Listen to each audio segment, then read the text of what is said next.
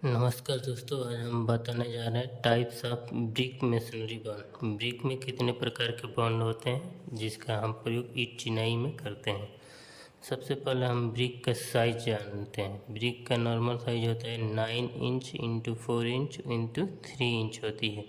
जो ये एक ब्रिक हुआ, जो इसका लेंथ होता है, जो इसका ये वाला भाग होता है, इसको स्ट्रेचर कहते हैं और इस वाले भाग को हेडर कहते हैं। जब ब्रिक अपने लंबाई के फेस में चिनाई की जाती है तो सामने से देखने पर उसका स्ट्रेचर वाला भाग दिखाई देता है और इस फेस में जो आधे इंची की दीवार होती है, मतलब ऐसे जुड़ने पर जो उसका फेस दिखाई देता है उसको हेडर कहते हैं।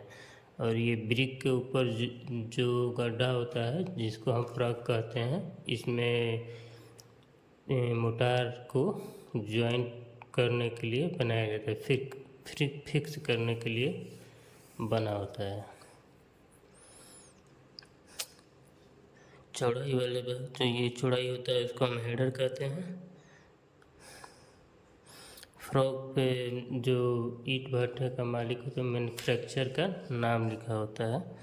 टाइप्स ऑफ बॉन्ड कितने प्रकार के होते हैं। सबसे पहले आपका आ जाएगा स्ट्रेचर बॉन्ड।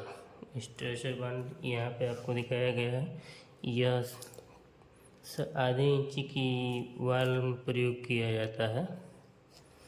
ईंट को ऐसे करके ईंट को, ये मान लीजिए फर्स्ट ईंट हो गई, ये आपकी सेकंड ईंट, ऐसे करके ईंट को एक लाइन में जोड़ा जाता है। तो इस प्रकार के ईंट को स्ट्रेचर बॉन्ड कहते हैं। यह ज़्यादा लोड को वियर नहीं करती है। इसका प्रयोग पार्टीशन वाल, बाउंड्री वाल के रूप में करते हैं। ये लोड बियरिंग स्ट्रक्चर बनाने के लिए इसका प्रयोग नहीं करते हैं क्योंकि लोड को वियर नहीं करती है।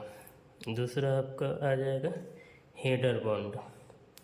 जब ईंट का सामने वाला भाग, जो उसका चौड़ाई वाला पोर्शन होता है, वो दिखाई देता है तो इस प्रकार के जो बांध होता है इसको हम हेडर बांध करते हैं। यह ईंट अपने पूरी लंबाई में होती है, जो 9 इंच की वाल में ये होती है। इस प्रकार के वाल का प्रयोग 9 इंच के वाल में भी करते हैं। इसमें केवल इसका सामने वाला जो हेडर होता है वही दिखाई देता है। इसके जो जॉइंट होते हैं आपस में एक प्रकार से अल्टरनेटिव जॉइंट ना हो, इसलिए इसके अंतिम में और प्रारंभ में एक किंग क्लोजर ब्रिक का प्रयोग किया जाता है। किंग क्लोजर क्या होता है, जब ब्रिक को उसके आधे में से फिर आधा कर दिया जाता है तो इस प्रकार के ब्रिक को किंग क्लोजर ब्रिक कहते हैं। अगला आपका आ जाएगा इंग्लिश बॉन्ड।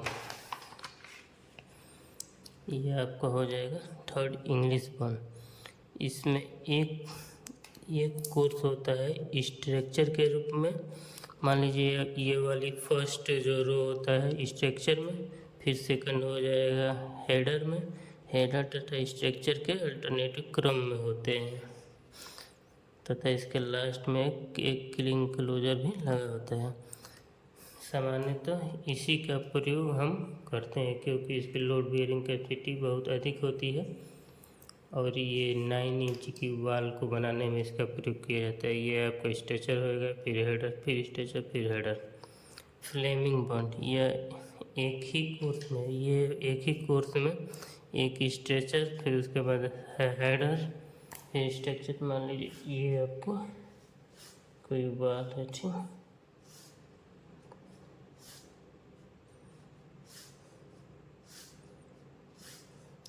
यहाँ पे एक स्ट्रेचर हो गया तो फिर हेडर हो गया, फिर स्ट्रेचर हो गया तो फिर हेडर हो गया, फिर स्ट्रेचर, फिर हेडर, फिर स्ट्रेचर, फिर हेडर, फिर स्ट्रेचर। ऐसे करके इसमें ब्रिक को बनाया जाता है।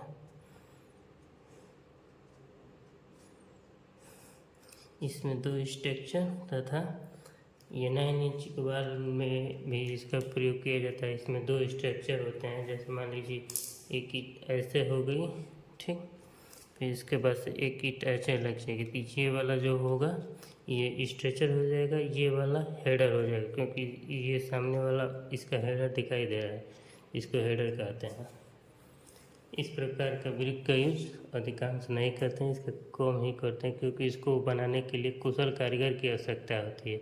अधिकांश हम इंग्लिश बॉन्ड ब्रिक का ही प्रयोग करते हैं। अगर मेरी ये वीडियो आपको पसंद आई हो तो मेरे चैनल को लाइक, सब्सक्राइब एवं कमेंट अवश्य करें।